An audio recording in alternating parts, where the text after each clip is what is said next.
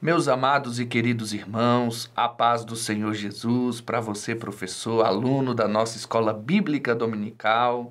É com grande alegria que nós estamos mais uma vez participando aqui desse subsídio do CAPED para a preparação da sua aula, professor, também para a sua meditação, aluno da Escola Bíblica Dominical. E nós vamos aqui dar continuidade a essa caminhada na estrada do livro de Eclesiastes. Nós estamos fazendo, juntamente com o autor de Eclesiastes, Salomão, uma reflexão sobre a realidade da vida.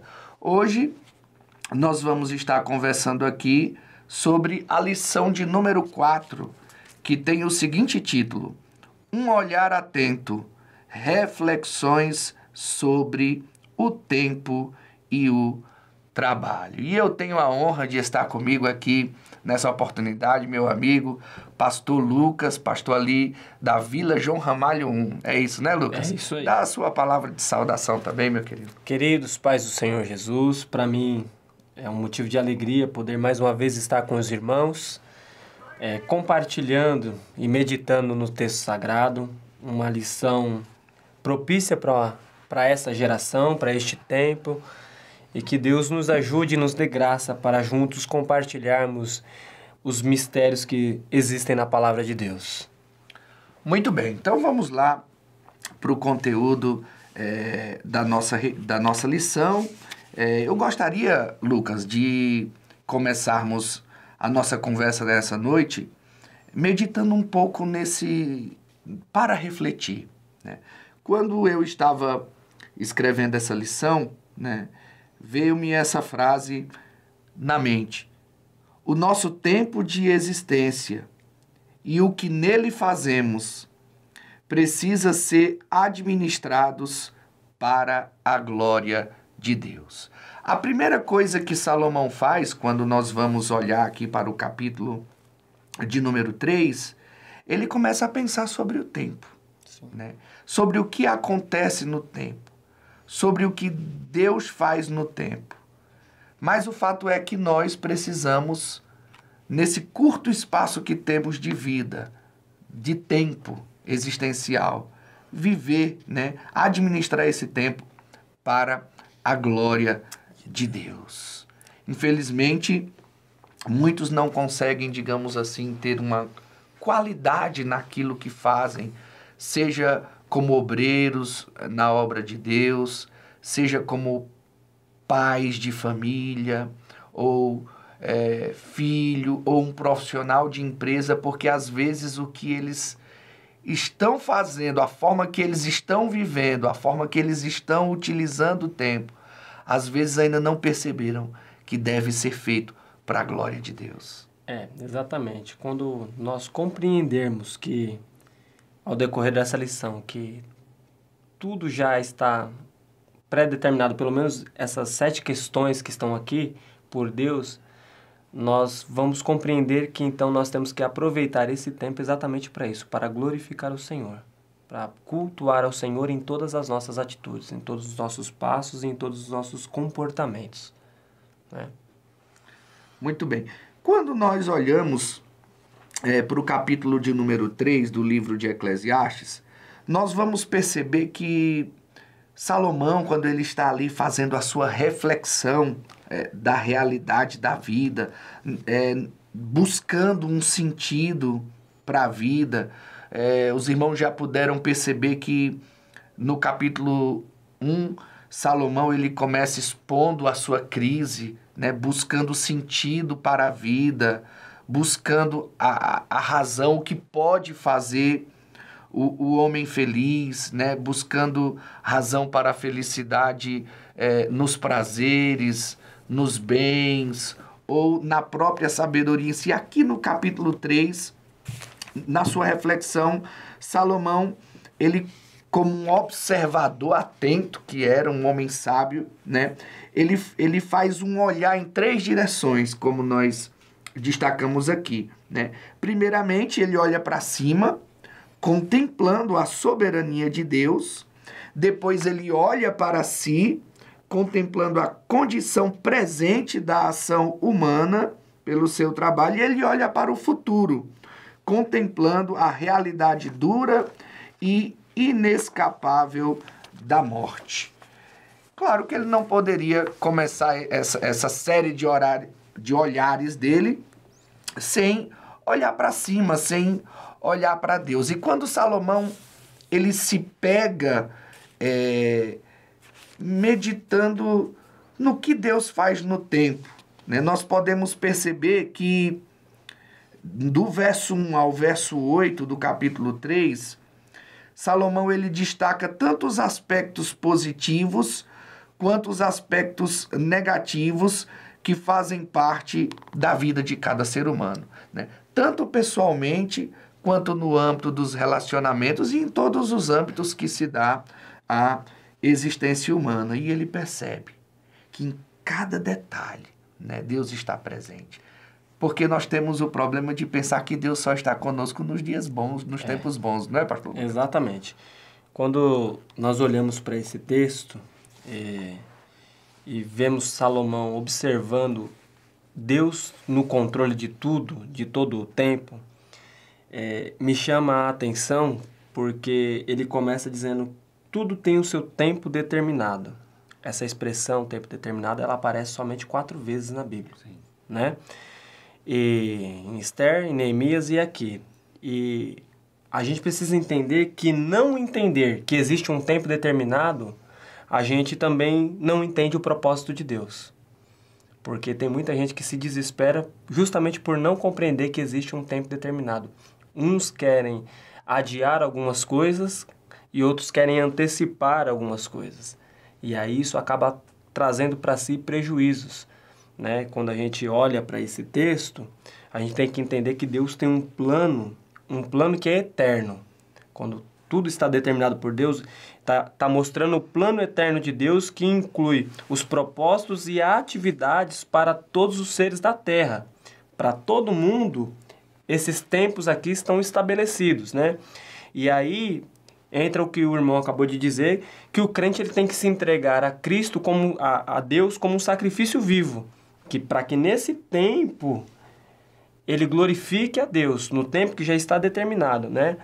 E eu estava estudando e meditando e eu percebi uma coisa, que o tempo determinado por Deus não é um tempo oportunista, né? De acordo com as minhas vontades. Tá dando certo porque eu tô fazendo dar certo. Não, não é assim, né? Eu quero e Deus faz. Não, o tempo determinado por Deus acontece não por causa das minhas vontades, acontece porque é a vontade de Deus e ela é soberana. Ou seja, nós não temos o controle daquilo que vai acontecer. Não, não é. E às vezes a gente cai na besteira de pensar que a gente tem um controle de tudo. Nós não temos o controle de tudo. Não. Os momentos bons da vida, eles têm um tempo, mas os momentos maus também têm um tempo. Né? E em tudo isso, pastor Lucas, nós podemos ver que é regido, né, por aquilo que nós conhecemos na Bíblia pela providência divina. Né? Exatamente. Você pode falar um pouco sobre a providência divina? Bom, quando nós falamos da providência divina,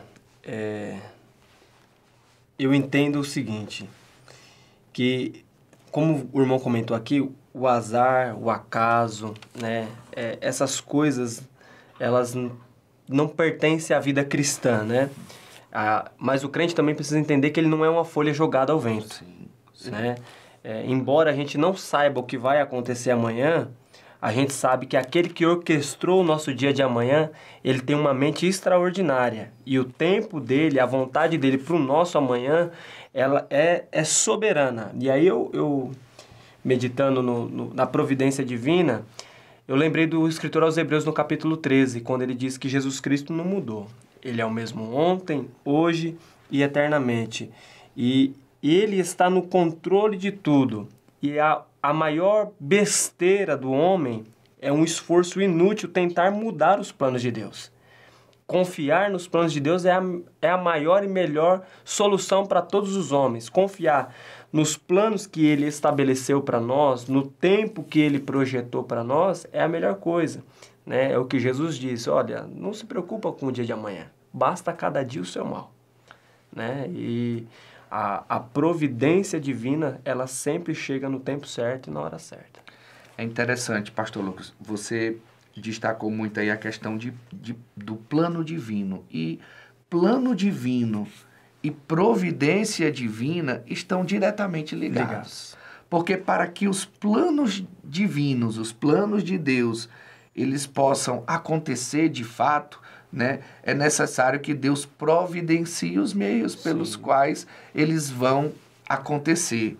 Isso não quer dizer que nós, seres humanos, né, nós, servos de Deus, não temos nenhum papel nisso. Não. Porque muitos caem na besteira de achar porque existe um plano divino, né? Tudo está determinado. É aquela velha discussão, né? Tudo está pré-determinado, né? Aquele determinismo fatalista que, na verdade, não existe. Na verdade, quando nós olhamos aqui para o determinado aqui, são coisas concernentes à vida. Nascer, morrer, plantar, colher, isso é determinado por Deus. Isso não tem como mudar, é a sequência da vida. Mas existem coisas que Jesus disse, que o homem plantar, o homem vai colher. Não tem... Então, tem coisas que você planta hoje para você colher amanhã. Mas tem coisas que é só Deus que permite a colheita, porque são coisas que pertencem à rotina, ao dia a dia da nossa vida, né? Isso mesmo. E eu acho que é importantíssimo, professor, você na sua classe destacar esse ponto, né? Apesar de Deus governar, sustentar a sua criação pela força do seu poder, né? E reger tudo pela sua providência, né? Isso, de forma alguma, afeta a liberdade de suas criaturas, né? A gente fez questão de frisar isso aqui nessa lição, porque, infelizmente, pastor Lucas, muitos não conseguem compreender isso e, na verdade, é algo de difícil compreensão. Para nós, seres humanos, compreendermos a forma que Deus age é impossível, porque se fosse possível, ele não seria Deus. Né? Então, nós devemos descansar, nos consolar no fato de que Deus tem controle sobre todas as coisas, rege todas as coisas, né, pelos seus decretos, pela sua providência. Todavia, isso não anula a liberdade das suas criaturas, né? Isso não anula o nosso livre-arbítrio. E é por conta disso, né, que ninguém pode dizer que Deus, ele é o autor do mal, ele é o responsável do mal. De forma alguma, né? Nós, seres humanos, nós somos responsáveis, né, pelas nossas ações, pelas nossas atitudes, pelas nossas decisões, especialmente no que diz respeito à salvação. Exatamente.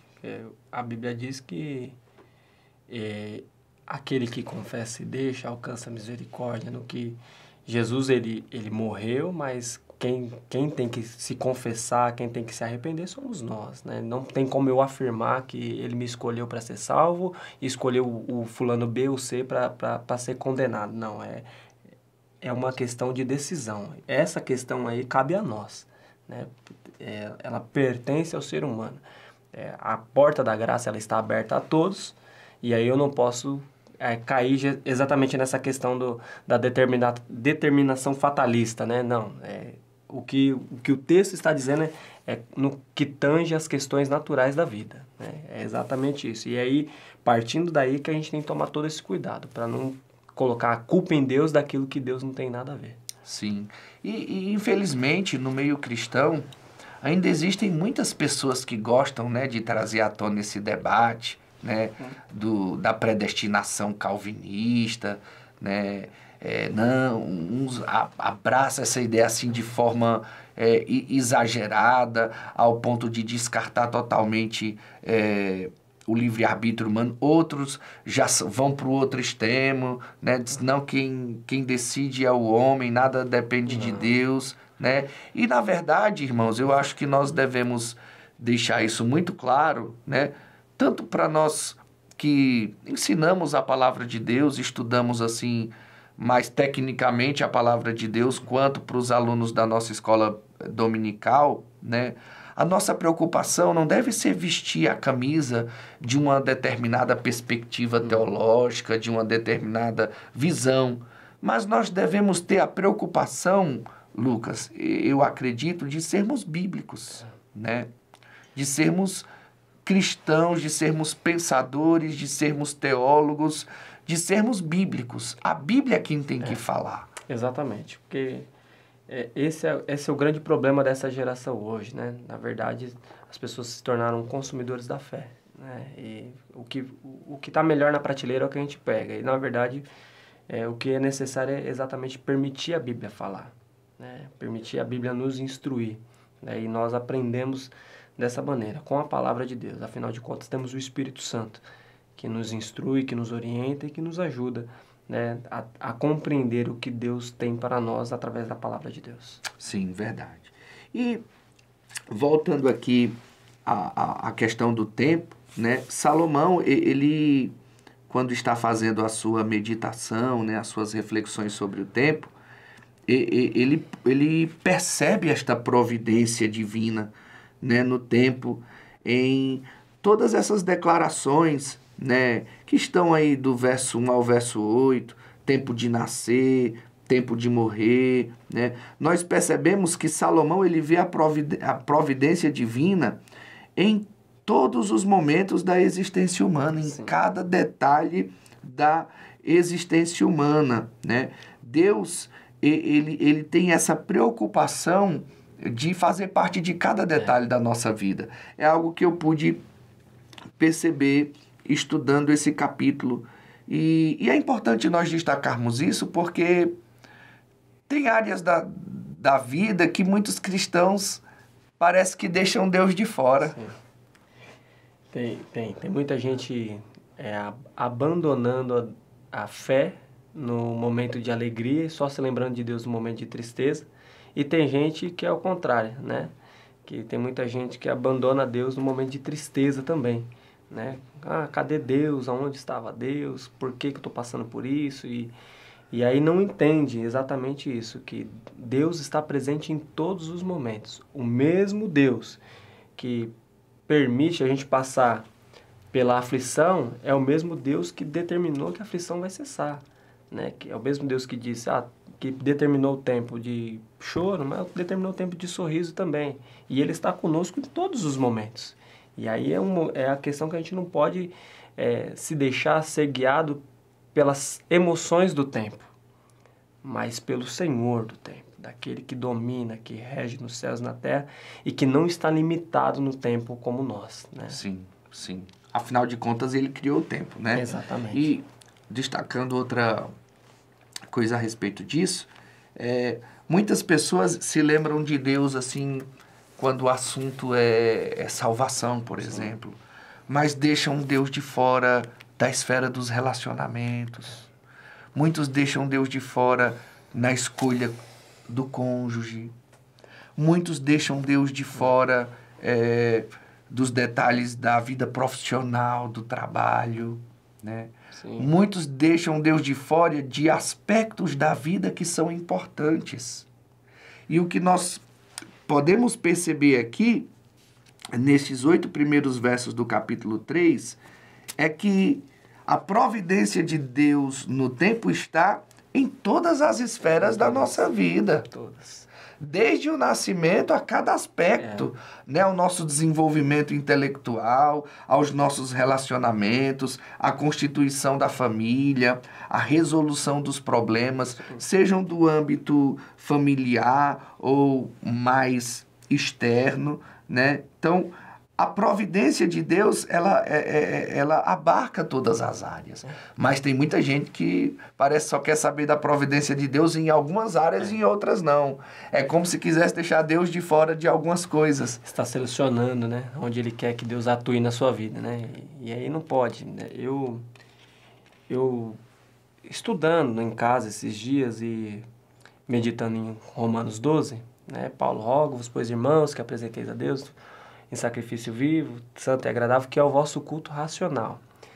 E pensando nesse texto, a proposta ali do racional é quando a gente começa a raciocinar. Então, quando a gente começa o nosso dia pela manhã, começa um culto a Deus. Sim. E aí ele pede que esse culto que começou com o raciocínio seja racional, que seja agradável, seja santo, seja perfeito. Então, durante todo o nosso dia, a nossa vida ela é um culto a Deus, no tempo de Deus, dentro do projeto que Ele planejou pra gente.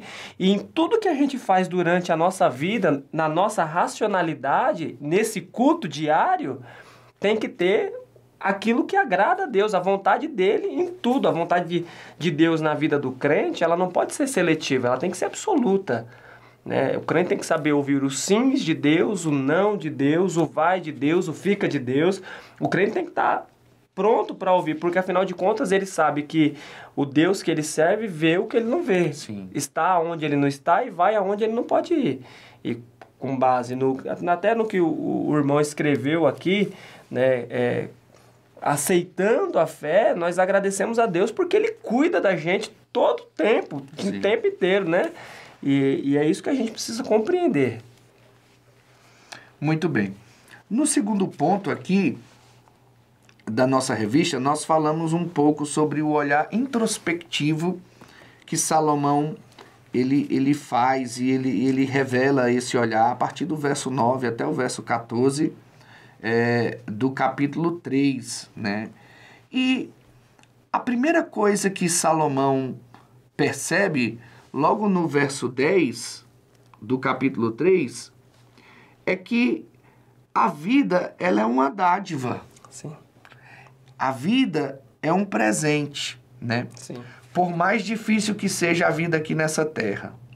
E Salomão já percebeu isso desde o início da sua reflexão, né?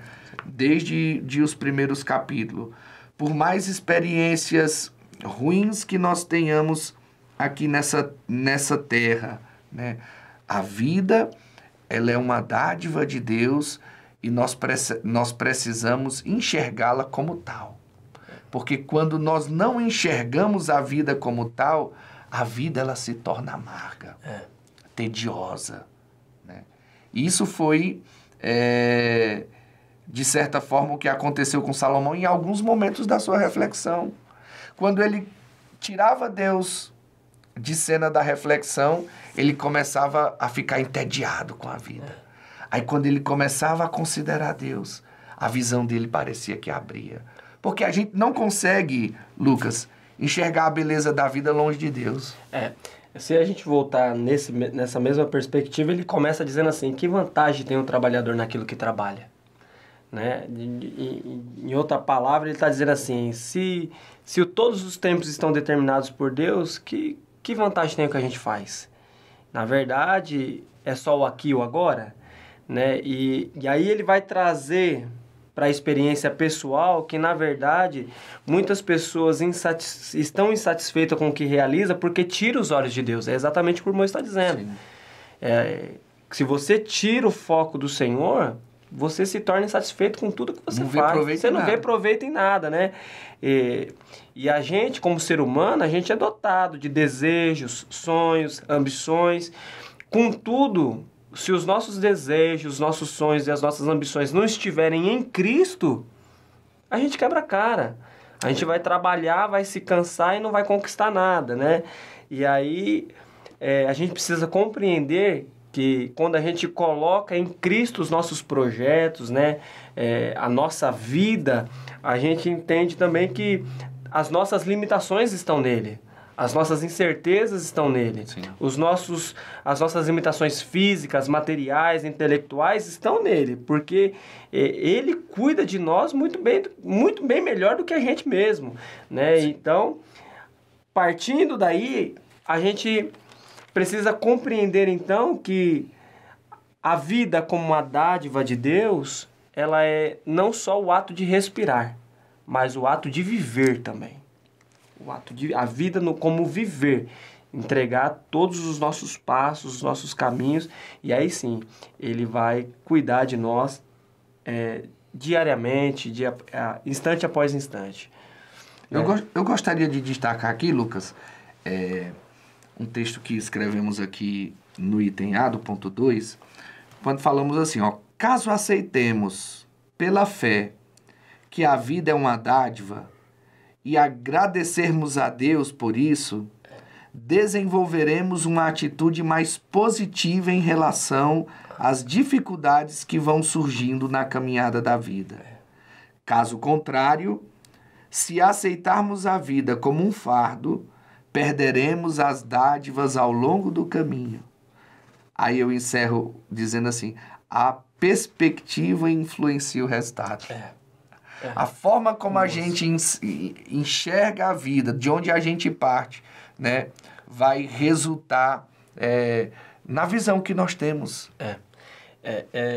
Essa questão aqui, eu li uma frase e ela me chamou a atenção. Ela diz assim, ó, precisamos compreender que Deus deu trabalho aos homens como uma disciplina e não como um fim. Consequentemente, as ações do trabalho, o fim principal delas o fim principal do trabalho é literalmente procurar algo que agrada a Deus, enxergar prazer em Deus em tudo que fazemos, né? E tem gente que faz das suas atividades, quando o texto aqui fala trabalho, literalmente isso não só as atividades do dia a dia. As atividades do dia a dia, isso mesmo. Né? As atividades. Tem muita gente que faz muita coisa, faz tudo como se fosse o propósito da sua vida. E só abrindo um parênteses, essa é uma chave interpretativa, tá? Professores, alunos, né? Trabalho aqui não é só aquilo que a gente faz na empresa, não. É todas as atividades nas quais a gente está envolvido no dia a dia. Isso. Pode continuar a sua fala, pastor. Então, literalmente, porque tem muita gente que pega as suas atividades do seu dia a dia, né? E colocam aquilo como o fim, finalidade, né? A sua principal meta de vida. E não é. A sua principal meta de vida é literalmente encontrar proveito naquilo que você faz para glorificar o nome do Senhor, né? Verdade. Quer comais, quer bebais, quer façais qualquer outra coisa, façais para a glória de Deus. Façais para a glória de Deus. Dentro do tempo que Deus estabeleceu para nós. E isso, às vezes, essa questão de ter as atividades, o trabalho como um fim, às vezes passa imperceptível das pessoas, Lucas. É tanto que quando as pessoas que não têm assim uma visão bíblica, né, da importância do ser humano, a primeira pergunta que as pessoas fazem é assim, com o que é que você trabalha? Com o que é que você está envolvido? Exatamente. E quando eu estava escrevendo, eu me lembrei de uma experiência assim que até engraçada, né, que eu passei logo no meu primeiro ano, né, de seminário, quando eu fui de férias para o Ceará. Aí eu cheguei num lava-rápido do pai de um amigo, né, e ele me fez uma pergunta assim, e aí, o que é que você está fazendo para São Paulo? Você foi lá para trabalhar, tá numa multinacional, numa empresa, né? Aí eu falei, não, eu fui para estudar, eu estou fazendo seminário porque eu reconheço um chamado pastoral. Fui assim, até numa linguagem... inocente. Nem levei em conta que ele não tinha esse temor de Deus, né? E ele falou, você agora escolheu uma profissão que dá dinheiro, né? Aí eu nem bati muita boca com ele porque... Não compreende, né? Não compreende, né? Mas revela o que as pessoas realmente veem, né? É uma valorização do ter em detrimento do ser.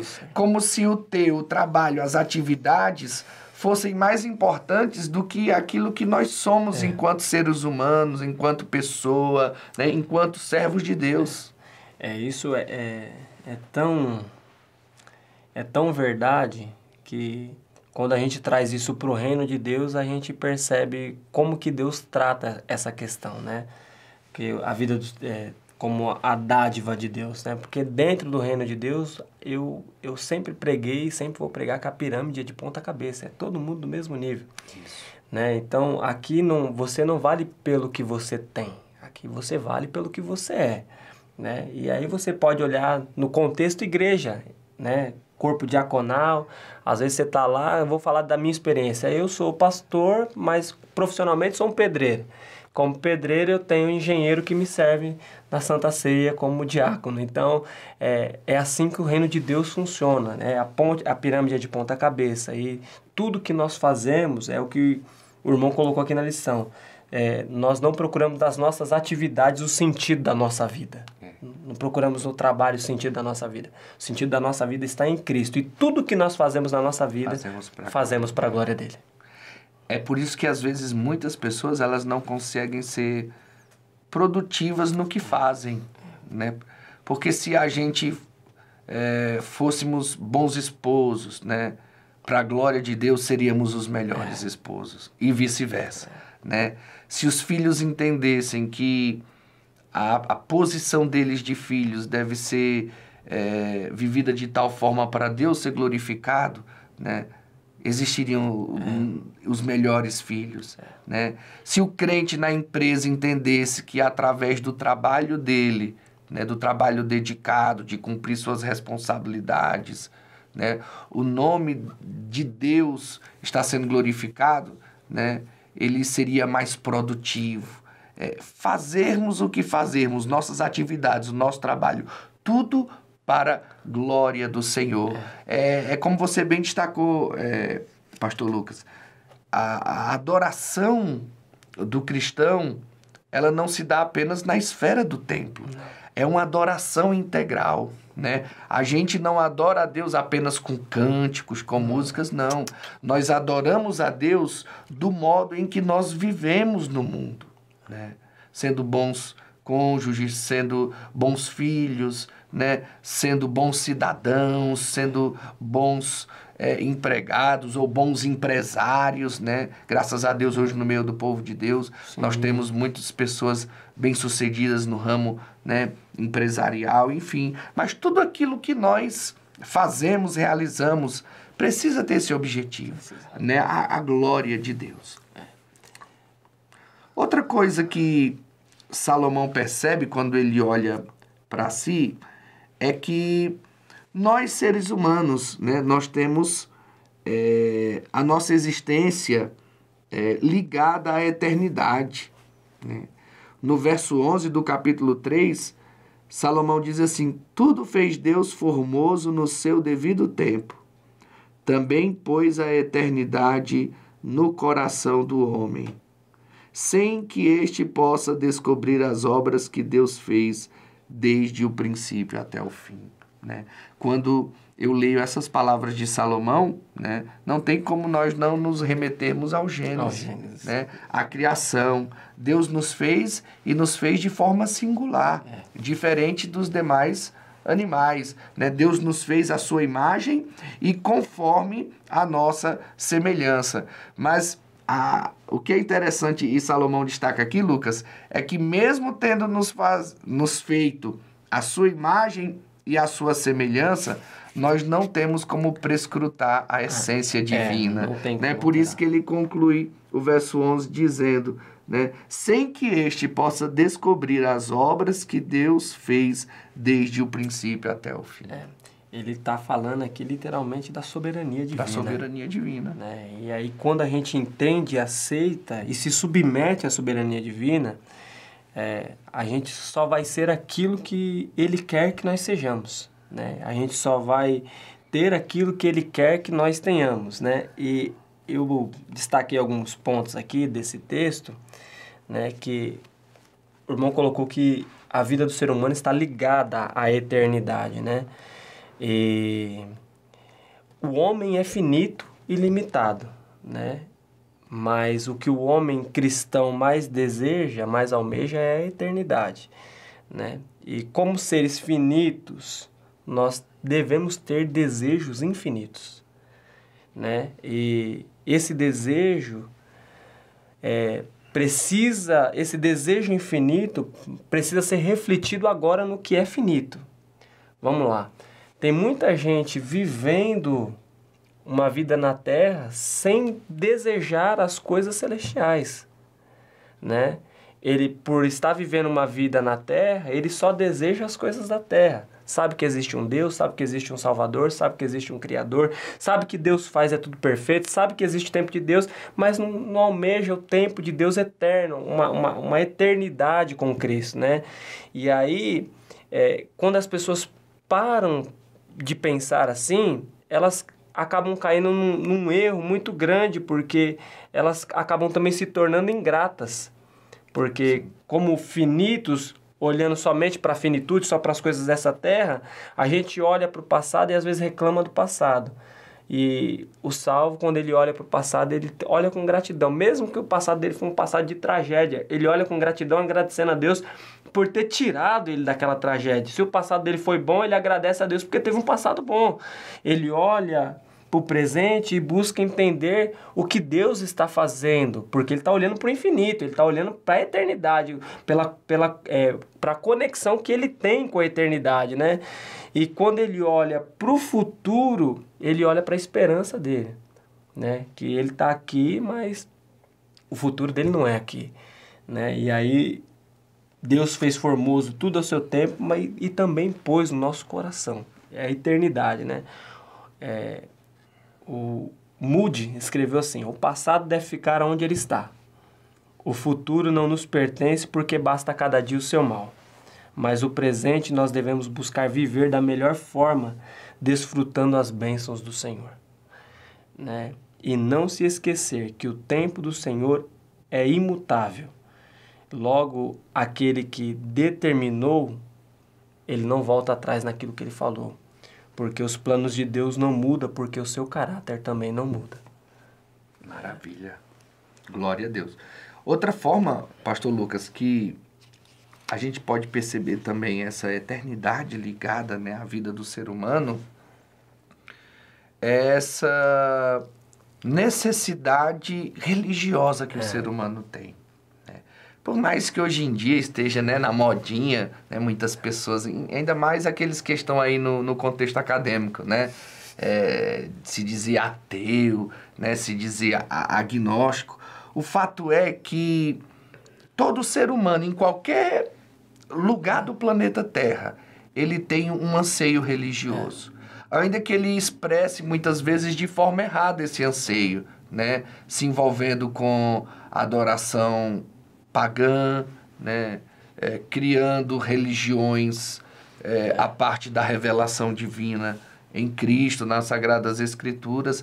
Mas o fato é que o homem ele não consegue dimensionar sua existência deixando de lado o aspecto da fé, o aspecto da religião. E isso aponta que existe uma fagulha de eternidade em nós, né? Existe uma semente de eternidade que Deus plantou, e enquanto a gente não se volta para isso, a gente cai no vazio. O homem ele precisa entender a transcendência, né? Ele precisa entender que existe a moda do ateu, ele precisa entender, não, ele precisa voltar a crer que existe um Deus com quem ele precisa se relacionar, né? Como o salmista diz, Salmo 123, se não me falha a memória, a ti, Senhor, clamarei, a ti clamarei, porque tu estás no trono. Eu sei quem é o Deus que eu sirvo e sei exatamente aonde ele está, né? E aí, essa conexão com a eternidade, com o transcendente, a gente não pode perder jamais. É verdade. E além de perceber que a nossa vida está ligada à eternidade, e muito por conta de ver e de enxergar também, né, a vida como uma dádiva de Deus, Salomão ele chega à conclusão no verso 12, do verso 12 ao verso 14, né, que o ser humano ele pode ter uma vida prazerosa no presente, né? Mesmo que a vida do ser humano como um todo, né, esteja envolta em sofrimento, em tragédias, né, doenças, todas essas consequências do pecado que nós podemos perceber facilmente na experiência humana, né? O fato é que o ser humano ele tem a possibilidade, né, de ter uma vida prazerosa no presente. Ele diz assim: sei que nada há melhor para o homem do que regozijar-se e levar vida regalada. E também que é dom de Deus que possa o homem comer, beber e desfrutar o bem do seu trabalho. Sei que tudo quanto Deus faz durará eternamente. Nada se lhe pode acrescentar e nada lhe tirar. E isto faz Deus para que os homens temam diante dele. Olha que coisa maravilhosa. Salomão não está aqui defendendo uma vida licenciosa. Não. Né? Salomão está dizendo aqui que nós precisamos ter sabedoria para viver a vida de tal forma a encontrarmos prazer na vida, naquilo que vale a pena. Ele não quer mudar a ordem de Deus, né? Sim. Lembra que nós começamos falando do tempo. Ele não quer mudar o tempo, ele não quer mudar o trabalho. Ele quer exatamente encontrar descanso, alegria, prazer naquilo que Deus permitiu ele viver. Né? Ele quer tornar Deus o centro da sua alegria. E isso é uma coisa que é o tempo que nos ensina a viver dessa maneira. Eu aprendi com o tempo a agradecer a Deus por tudo que tenho. Né? Tem gente que precisa ver outras pessoas em situações piores para agradecer a Deus pelo que tem. Acho que uma palavrinha que se encaixa dentro disso aí é contentamento. Contentamento. Ser feliz com o que tem, mas claro, sempre almejando. Almejando. Não pode estagnar, né? Isso, mas ser contente com o que tem. Exatamente, é o que Paulo diz, né? Sei ter muito, sei ter pouco, sei ter abundância, sei passar fome. E essa não essa questão é o que ele propõe aqui, é exatamente isso. É uma ideia de que o Senhor é abundante e superabundante mais do que todas essas coisas. A nossa alegria literalmente está no Senhor, né?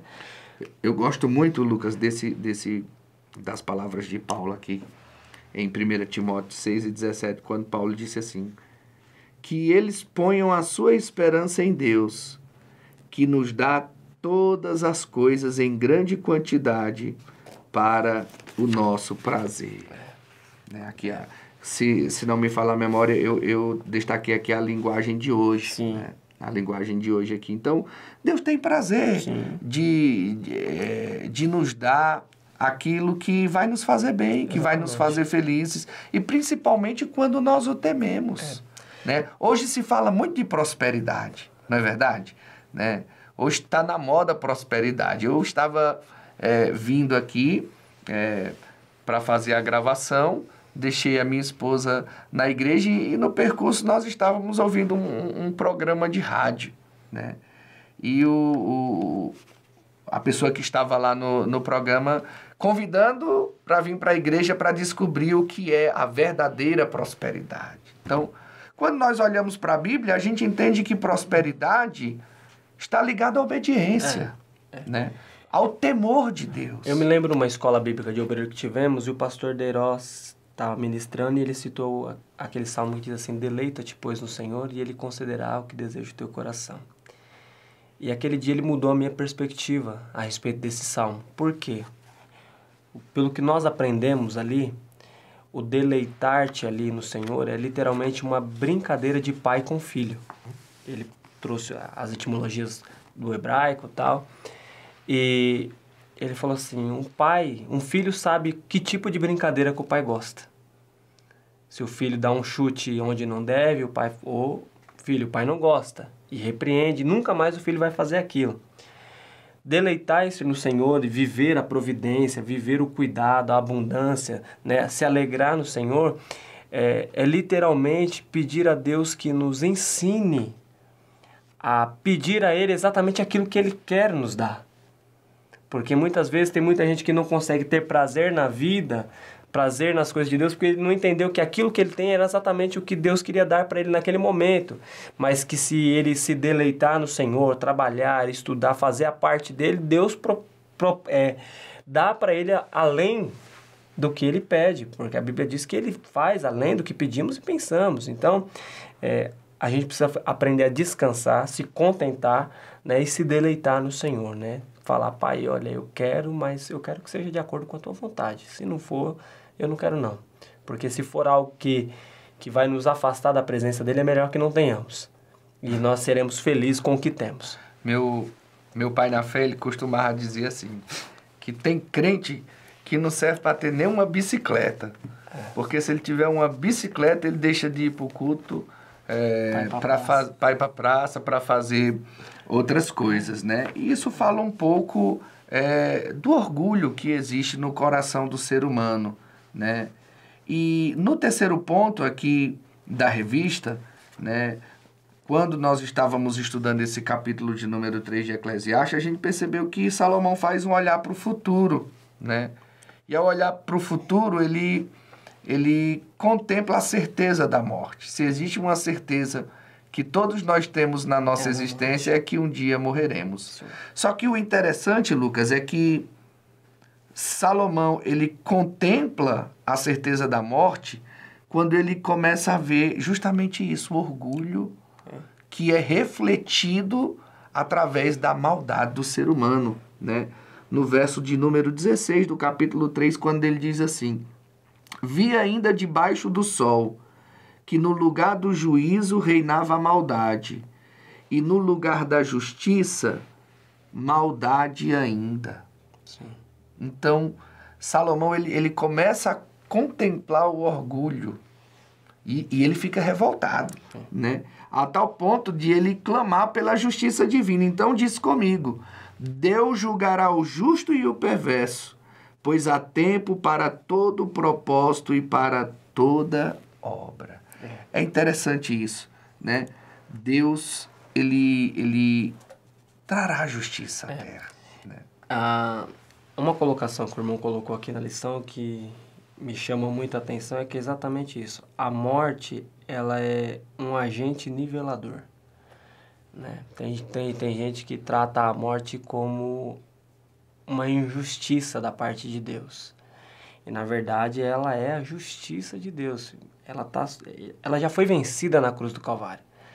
Né? E quando nós olhamos para a morte, né, nós vemos que ela vai alcançar a todos indistintamente, mas para o cristão, para o salvo, ela já não é mais um temor, né? O justo, que nem o ímpio, né?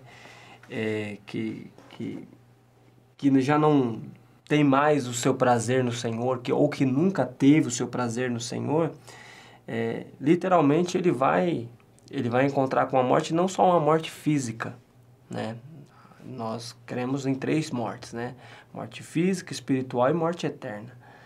Para a morte física e para a morte espiritual ainda há esperança, mas a morte eterna é complicado, já não tem mais esperança. Sim. Né? Então, quando nós, como salvos, olhamos para ela, nós não temos que olhar para ela com medo. Né? Com esperança. Com esperança, porque enquanto uns se assustam com ela, nós não temos medo dela. Não vou falar que nós nos alegramos, porque ninguém quer morrer. Mas também não assusta, não é bicho de 7 cabeças. Sim. E isso é um problema porque precisa ser tratado, até os professores, se puderem, focar um pouquinho nesse assunto, porque o que tem de crente com medo da morte, né? É assim, volto a repetir, não estou pedindo para ninguém pedir a morte, mas quando chegar o nosso dia, quando chegar a hora de morrer, né? Tem a hora de nascer, a hora de morrer, quando chegar a hora, nós precisamos ter medo, porque o que o irmão colocou aqui é maravilhoso. O fato de Cristo ter rompido esse ciclo vicioso pode nos tornar parte de uma nova criação e supera o tempo e a morte. Cristo é quem nos dá essa esperança. A gente já não está mais limitado a essas questões que assustam a gente, que causam medo na gente, né? E volto a repetir, né? Em Cristo nós temos paz, esperança, confiança, e se um dia vier a acontecer, chegar o tempo da morte, para o cristão é alegria. É verdade. É paz. O fato é que não é fácil a gente falar sobre a morte. Não é fácil. Mas é necessário. É necessário. Ainda mais nos dias que nós vivemos. Porque a morte, ela revela que o tempo passa muito rápido. E por ela revelar essa velocidade do tempo, a gente precisa aprender a viver. A administrar o nosso tempo. Sim, verdade. Não gastar o nosso tempo com o que não edifica, né? Não gastar o nosso tempo com aquilo que verdadeiramente não traz felicidade. Tem muita gente que gasta tempo pensando que a felicidade está em bens materiais, está em coisas, quando na verdade nós deveríamos investir mais tempo para com os assuntos espirituais, né? Para com os assuntos de relacionamento, para com a família, para com aquilo que verdadeiramente faz-nos felizes. Mas por não falarmos de morte, a gente pensa que vai viver para sempre. Exatamente. Nesse mundo, viver para sempre nesse mundo. Não, vale destacar. As pessoas... é triste quando você vai num hospital fazer um serviço de capelania, né, uma oração para uma pessoa que já está ali no leito da morte, ela fala, poxa vida, como eu queria ter passeado mais com os meus filhos, como eu queria ter estado mais na igreja, como eu queria ter mais tempo de comunhão com os irmãos. Estão trocando o que é vital, vou usar essa expressão, vital, que é uma questão de vida para a gente, por coisas banais, justamente por não ter essa ciência de que o tempo passa rápido, e ele passa. Tem uma frase num relógio muito famoso que diz assim, para o jovem, para a criança o tempo engatinha, para o jovem o tempo anda, para o idoso o tempo voa, mas para todos o tempo passa. É literalmente isso. Muito bem, foi uma alegria muito grande estarmos mais uma vez aqui participando desta aula de subsídio, né, para a lição 4 da nossa revista Ensinamentos Bíblicos. Uma honra estar com o pastor Lucas e espero que a sua vida, querido professor aluno, tenha sido abençoada com tudo aquilo que nós conversamos aqui nessa noite, que o Espírito Santo, né, possa te dar direção, né, dentro daquilo que foi falado, dentro daquilo que foi escrito, e que os teus alunos lá na tua sala sejam abençoados, né, possam fazer essa reflexão, este olhar amplo, né, como fez Salomão, e assim, a cada dia, né, aprender a viver uma vida para a glória de Deus.